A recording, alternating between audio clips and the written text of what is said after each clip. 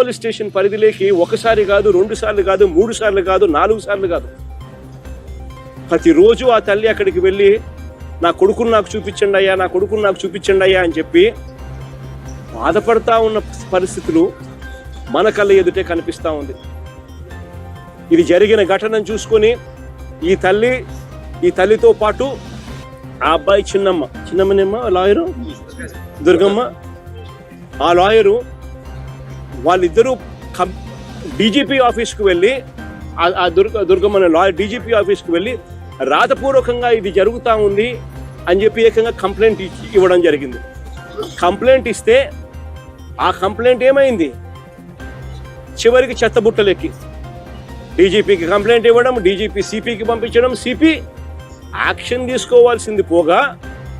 CP ఏం చేస్తా ఉన్నారు, తల్లి దగ్గరికి మిగతా వాళ్ళని పంపించి బేరం పెట్టించే కార్యక్రమం చేస్తా ఉన్నారు.